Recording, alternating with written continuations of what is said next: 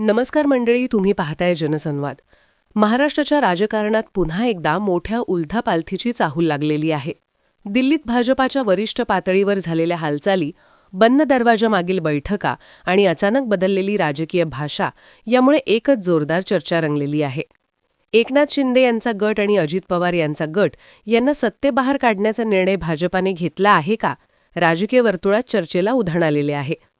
भाजपाने गेम केला अशी प्रतिक्रिया आता मित्रपक्षातूनच उमटू लागली आहे. जी महायुती आम्ही जोरात पुढे चालवणार असे म्हणणारे नेते आता पुन्हा एकदा भाजपाने दोन्ही पक्षांचा राजकीय गेम केल्याची जोरदार चर्चा रंगलेली आहे. नेमकं काय झालंय हे सविस्तर बघण्याअगोदर चॅनलवर जर तुम्ही नवीन असाल तर चॅनल सबस्क्राईब करून बेल आयकन प्रेस करा, म्हणजे रोज नवनवीन राजकीय तथा इतर घडामोडी तुम्हाला बघायला मिळतील. तर आपण नेमकं काय झालेलं आहे ते बघणार आहोत. मंत्रिपदाचे वाटप, निर्णय प्रक्रियेतील बदल आणि मुख्यमंत्री उपमुख्यमंत्री पातळीवर अधिकार मर्यादा यामुळे सत्ताधारी माहितीत प्रचंड अस्वस्थता निर्माण झालेल्याचे चित्र रंगलेलं आहे. दिल्लीतील भाजप मुख्यालयात गेल्या काही दिवसापासून महाराष्ट्रावर विशेष लक्ष केंद्रित केल्याचे दिसते.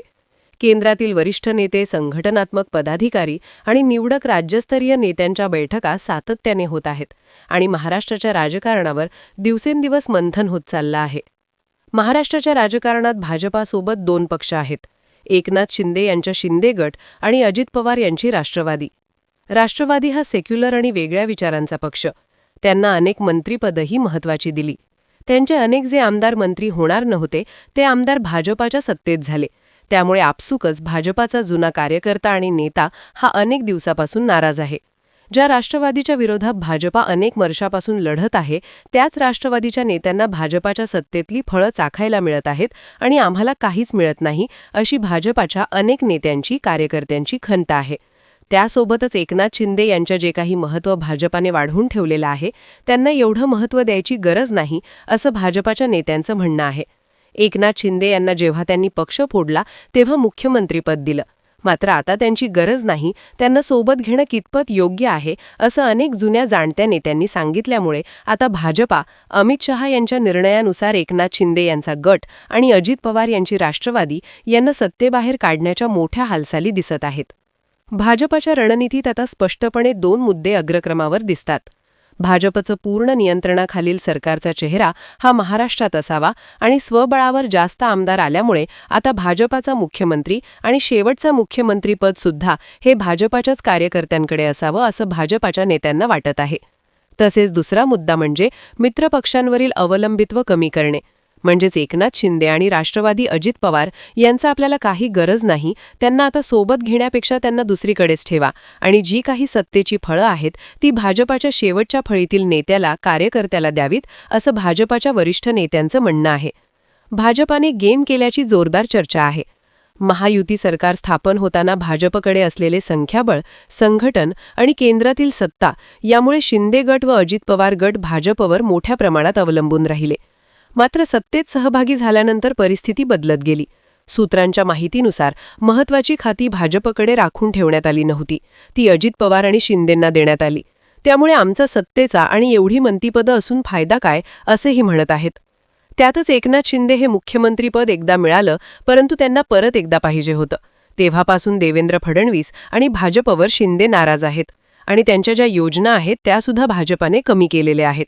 त्यामुळे शिंदे गटातील अनेक आमदार खासगीत सांगतात की मुख्यमंत्री असूनही स्वतंत्र निर्णय घेण्याची मुभा उरलेली नव्हती आणि हीच भावना नाराजीत रूपांतरित होत आहे.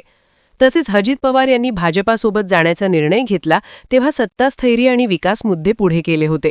मात्र प्रत्यक्ष सत्तेत सहभागी झाल्यानंतर मात्र अजित पवारांनी शिंदे गटाला काहीच निधी दिला नाही. तसेच भाजपाच्या आमदारांना सुद्धा निधी कमी दिला. मात्र तोच निधी शरद पवार यांची राष्ट्रवादी असलेल्या त्या आमदारांना दिला. त्यामुळे दोन्ही राष्ट्रवादी एक आहेत का, आणि शरद पवार आणि अजित पवार हे नेहमी भेटत असतात. त्यामुळे अजित पवारांनी जे काही सत्तेत आहे त्यांचा भाजपाला आणि महाराष्ट्राला फायदा आहे का, त्यामुळेच आता अजित पवार यांना सुद्धा सत्तेच्या बाहेर काढण्याच्या हालचाली दिल्लीतून दिसत आहेत. महायुतीतील जी मंत्रिमंडळ रचना झाली होती त्यामध्ये सुद्धा अजित पवार यांचं वर्चस्व होतं आणि महत्त्वाची खाती अजित पवार यांनाच दिल्याने शिंदे गट अगोदरपासूनच नाराज होता. तसेच भाजपाचे जुने नेते सुद्धा नाराज होते. भाजपाची रणनीती केवळ सध्याच्या सरकारपुरती मर्यादित नाही.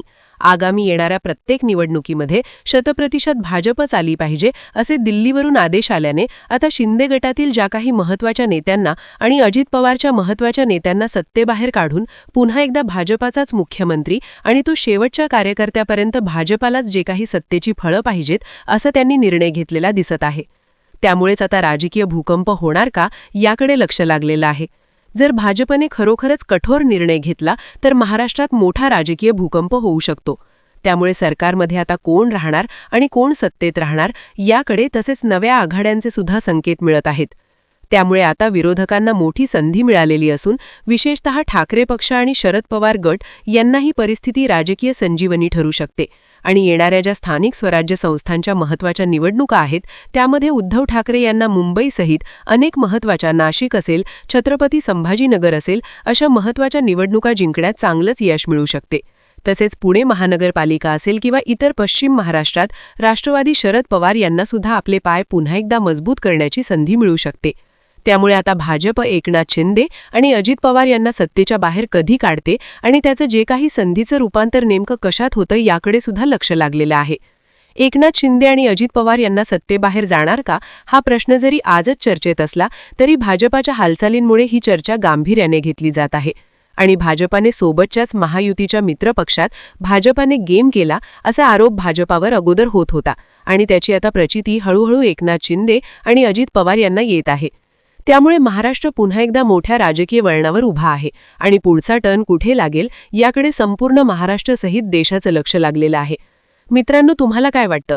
भाजप जसं मित्रपक्षांना संपवतं तसंच हळूहळू आता भाजपा अजित पवार आणि एकनाथ शिंदे यांच्या पक्षाला सुद्धा संपवेल का?